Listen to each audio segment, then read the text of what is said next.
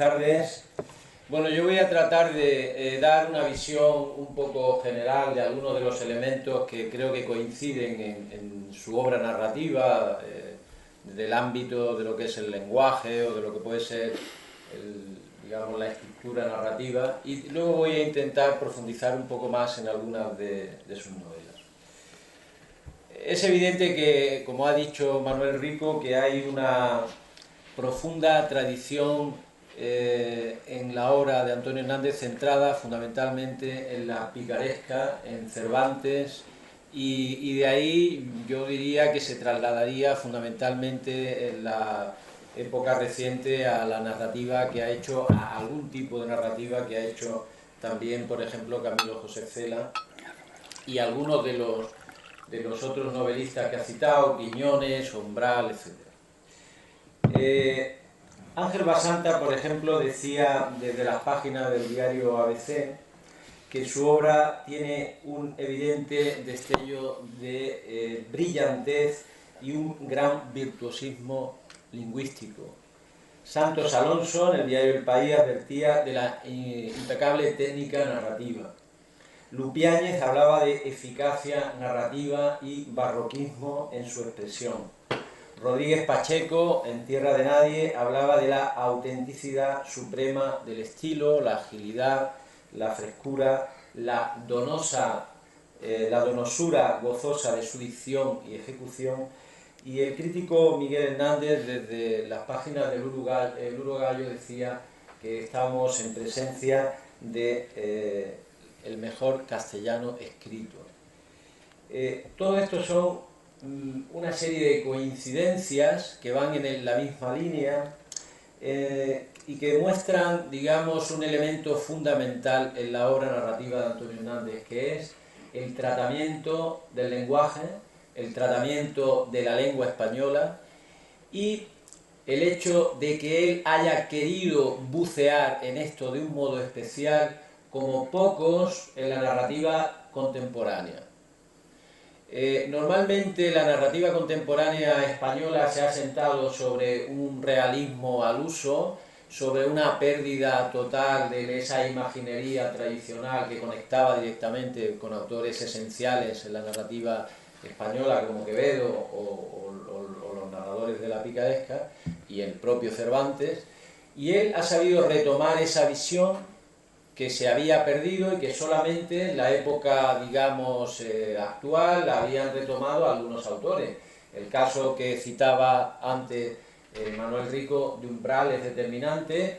En los años 80 yo hice la tesina de Francisco Umbral y por Francisco Umbral no daba nadie ni un duro. Recuerdo que en su momento el profesor que me dirigía la tesina, que era el profesor Forte, especialista en narrativa contemporánea, la Universidad de Granada, cuando le dije que ya había sacado las oposiciones yo, dice, muy bien, pues ya vas a dejar a Umbral.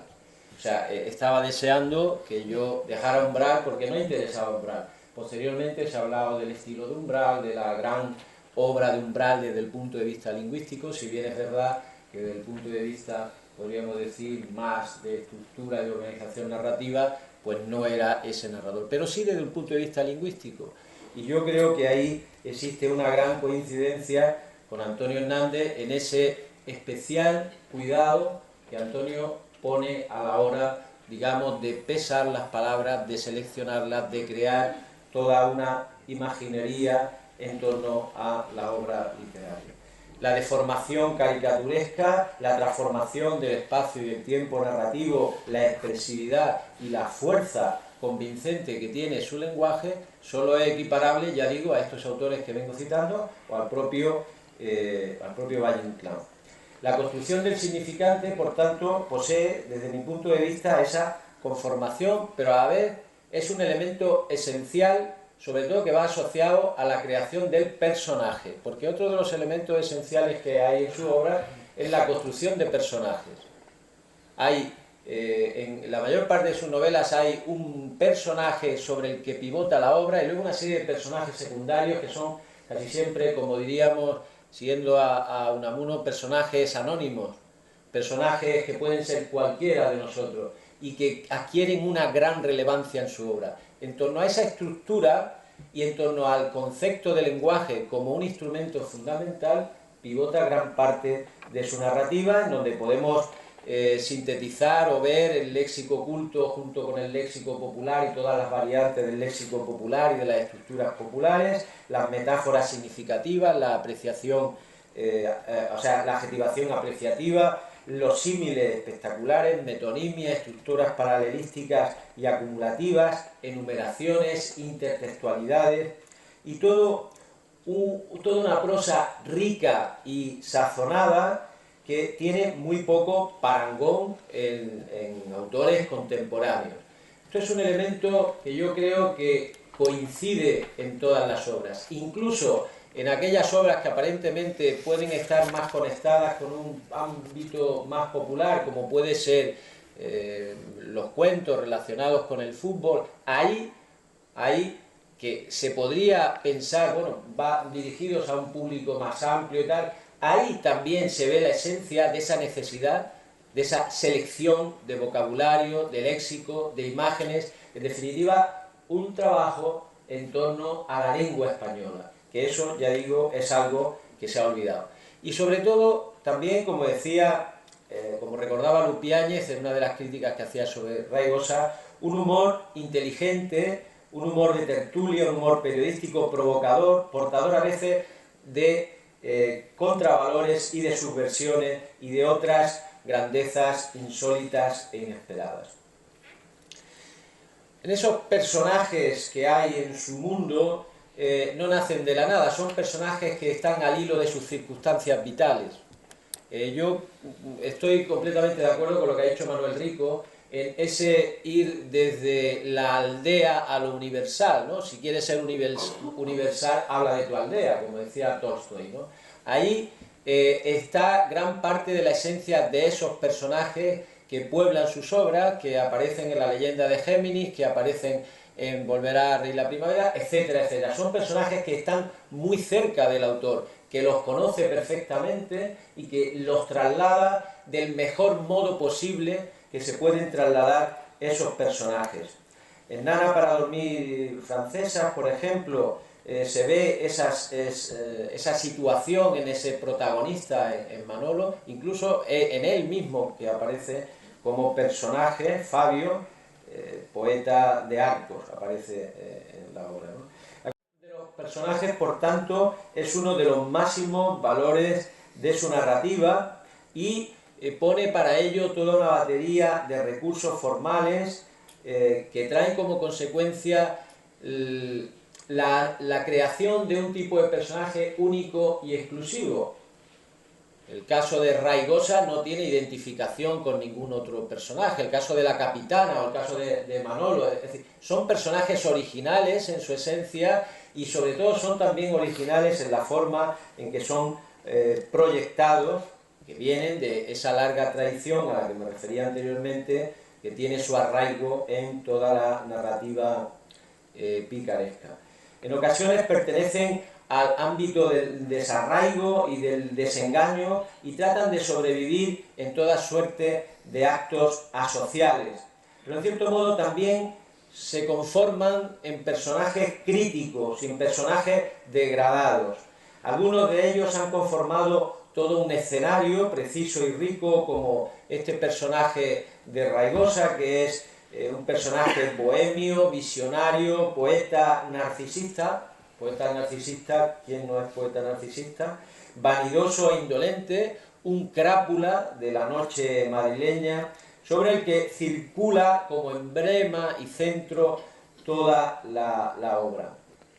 En ocasiones también el autor aparece como una especie de alter ego en algunos de sus personajes, como en Pedro Calvete de Sangre Fría. Pedro Calvete ha sido narrador y vendedor de parcelas, manager de artistas y también, en cierto modo, algunas de las actividades que ha realizado Antonio Hernández tienen que ver con las diversas actividades que ha realizado este personaje. Pero sobre todo también esos personajes secundarios que aparecen, por ejemplo, en Nana para dormir francesa, Barbate, La Cantaora, Morao, Benito y en todas las demás, porque hay toda una batería de personajes que lo que hacen es ir generando por procesos de acumulación de estructuras circulares en torno al personaje central, como si tiráramos una piedra en una laguna y esa proyección del lago va generándose a través de esos círculos los distintos personajes, que aparece una estructura concéntrica siempre en torno a un héroe o a un antihéroe, que es sobre el que pivota la mayor parte de las obras. Por ejemplo, en el caso de Volver a Reír la Primavera, ese personaje sobre el que pivota la obra es el tío Andrés, que es un personaje entrañable, que es un personaje con el que está identificado el narrador y que es un personaje en donde hay muchísimo de la esencia también del propio Antonio Hernández. Por ejemplo, un personaje que no se rinde nunca, un personaje que busca la verdad de las cosas, un personaje también trabajador, disciplinado, orgulloso, etc. En muchos de ellos también está presente el ámbito erótico, la sexualidad, a veces como elementos, digamos, que conforman una época, que determinan un determinado periodo histórico.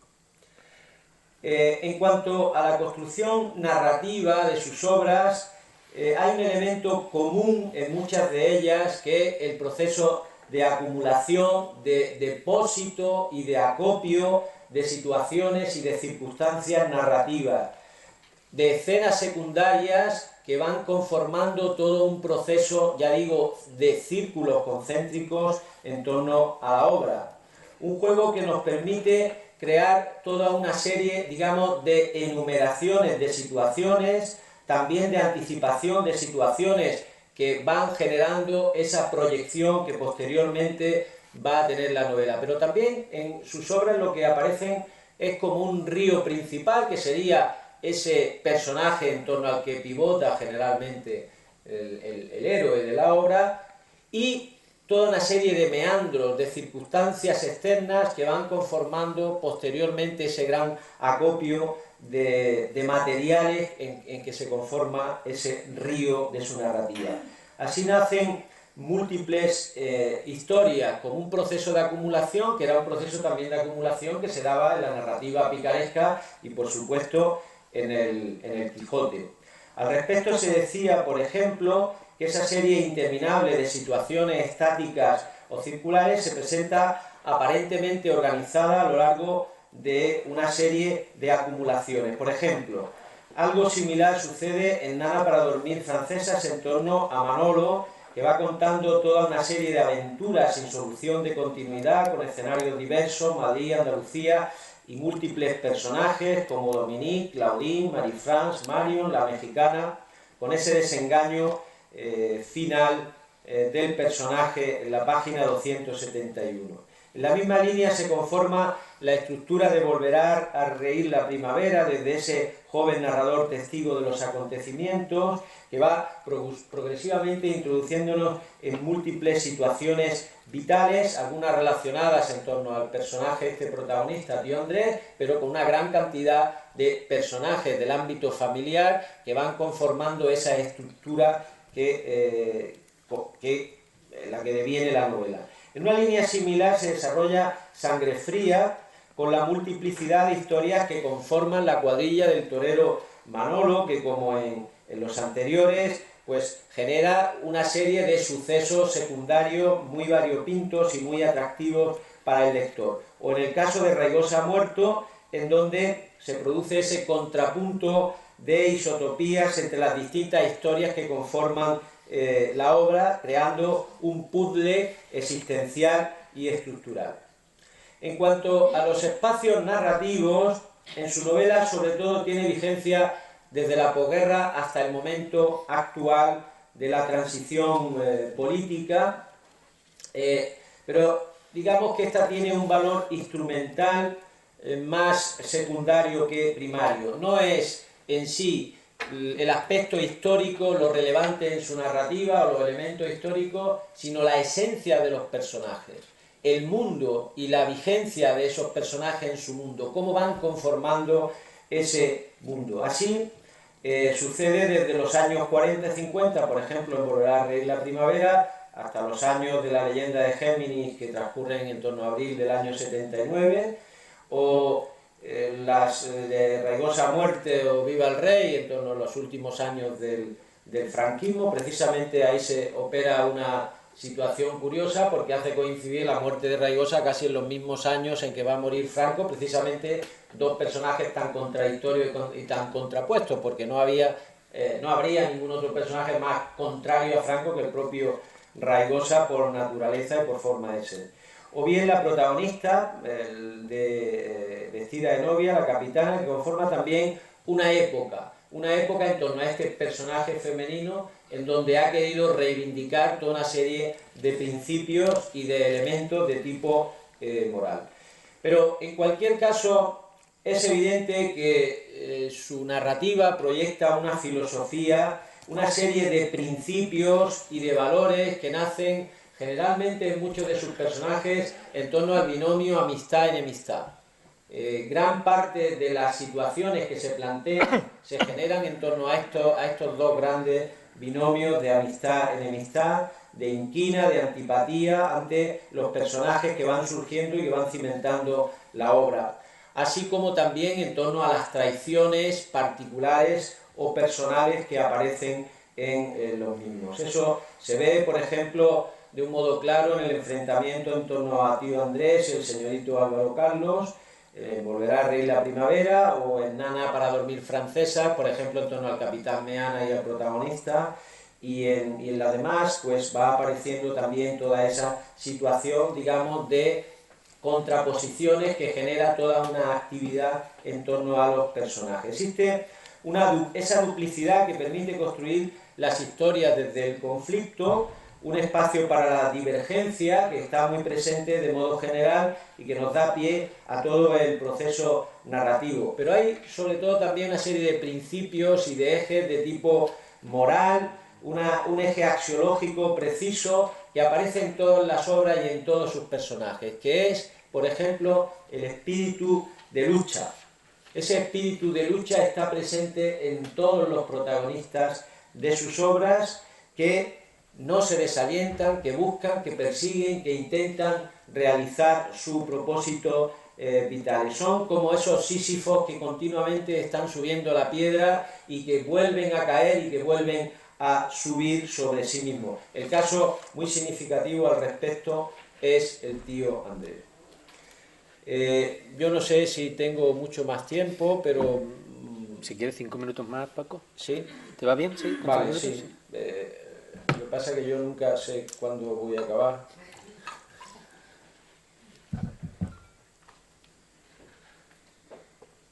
Por centrarme en una de las novelas, en Raigosa, por ejemplo, en Raigosa ha muerto, digamos que Raigosa ha muerto, viva el rey, está en los síntomas, sobre todo, de la posmodernidad. Los teóricos de la novela, como por ejemplo Hassan, aludían en su momento a una tipología de caracteres en los que se insertarían las obras actuales. Hablan de la ruptura de la linealidad subjetiva, la afición a resaltar el lenguaje y la técnica frente al contenido, el énfasis de la autoconciencia y la reflexión, y la adopción del tono de burla epistemológico y la metaficción. Todos estos elementos, precisamente, que lo que determinan es el ámbito de la posmodernidad en la novela, están presentes en esta novela, que yo considero que es una de sus novelas esenciales.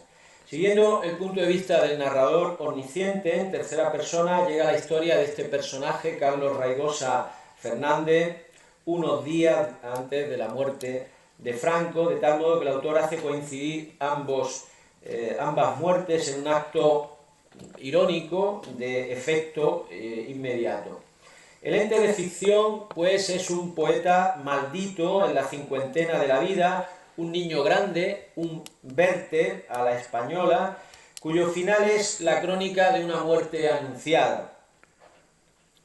Lo dice, por ejemplo, la página 247, estaba muerto, pero respiraba memoria como si su vida ya estuviera instalada en un archivo que al ser tocado despidiera luz y polvo.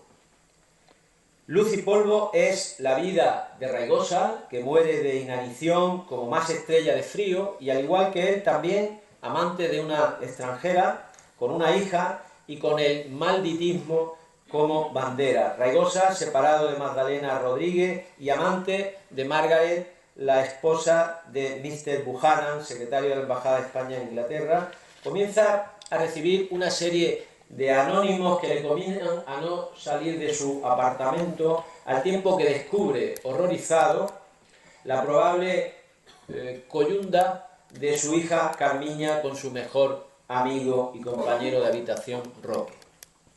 En torno a esta trama, que se va deslizando sinuosamente como hilo conductor, se edifica el castillo interior de Raigosa y su ámbito vital.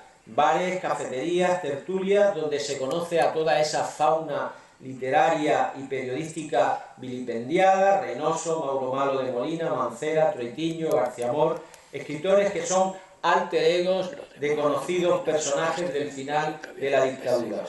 Fue Gonzalo Sobejano el que acuñó en su momento el término novela ensimismada para calificar la tipología que encuentra en la realidad pretérita, en la reflexión filosófica o intelectual, el principio mismo del proceso narrativo. Y en este sentido, esta novela participaría de esta categoría de novela ensimismada. El argumento yo creo que es lo que menos importa, pues realmente lo que importa es crear esa red de personajes y de situaciones que nos permiten entrar de lleno en un mundo nuevo y distinto. El personaje Raigosa en muchos momentos es el propio Hernández, y fundamentalmente yo lo diría que es el propio Hernández, sobre todo en la disposición ante el hecho teórico literario. No en vano, Raigosa también es seguidor, como Antonio Hernández, de Quevedo, de Valle, de Vallejo, de Miguel Hernández, de Blas de Otero, y profesa una profunda aversión hacia Unamuno.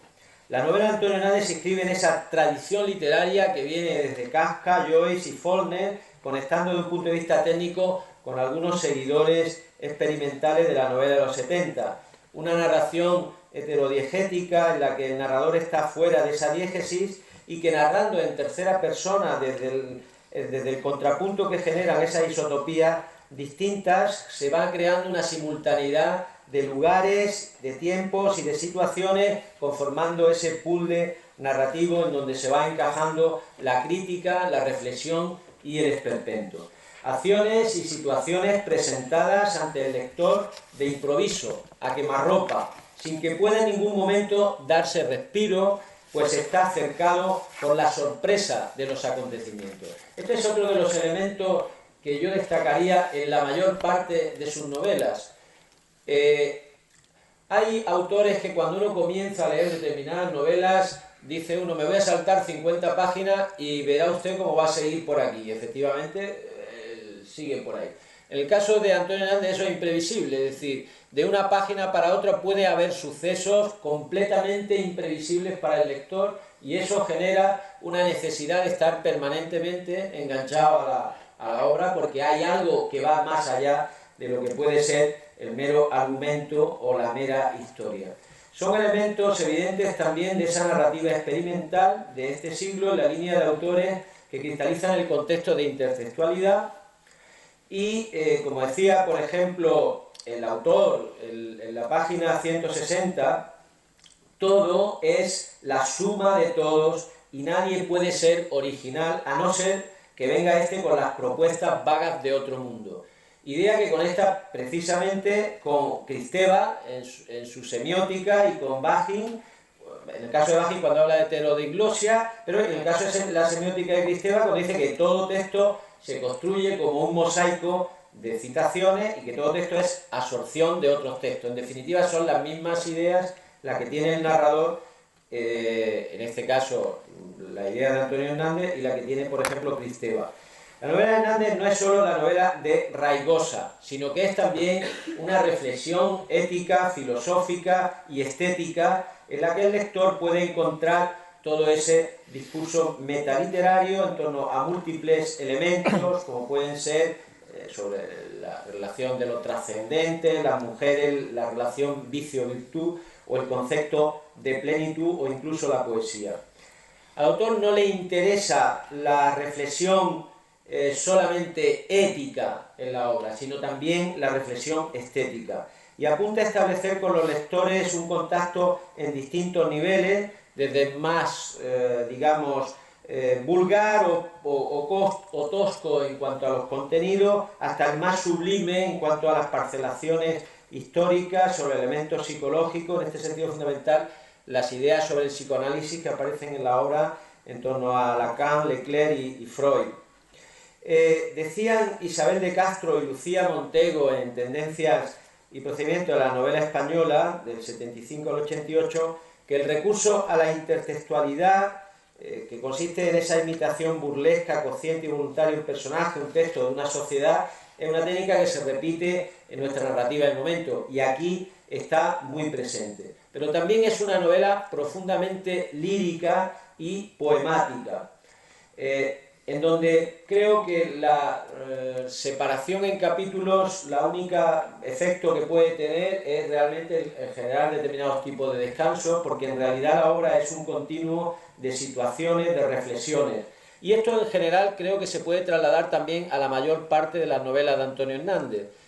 No hay una continuidad de todo el proceso narrativo, y la sección en capítulos no tiene, al menos es el punto de vista que yo creo que existe, no tiene otro valor sino esas detenciones momentáneas, esos descansos. La exploración del complejo mundo de las relaciones interpersonales es otro elemento fundamental de esta técnica narrativa. Novela, pues, de exploración, de búsqueda, donde la etopeya y el lirismo ocupan un lugar fundamental. Etopeya, que también es otro de los rasgos determinantes de gran parte de sus obras. Yo creo que hay pocos narradores actuales que hagan unas descripciones tan profundamente clásicas, en el sentido, por ejemplo, de esas descripciones que podemos ver en Quevedo, que podemos ver en la novela picaresca, como las hace Antonio Hernández, con esa seriedad, con ese rigor y con esa búsqueda de la originalidad a la hora de organizar la materia narrativa. En definitiva, voy a acabar ya. Yo diría, resumiendo todas estas ideas, que hay fundamentalmente en su obra un elemento determinante, que es el lenguaje, la riqueza lingüística, la riqueza expresiva, que conecta directamente también con la forma, digamos, de acceder a la obra poética. Yo diría que hay un elemento esencial en la narrativa y en la poesía que coinciden, y es su generación se le llamó poetas del lenguaje, pero digamos, si hay un adjetivo que o si hay una expresión que puede tener sentido en esa generación, yo creo que a quien se debe aplicar es Antonio Hernández. O sea, esa búsqueda del lenguaje es fundamental y determinante, y sobre todo la conformación del personaje, la creación de un personaje distinto al resto y a los demás. Y nada más, muchísimas gracias.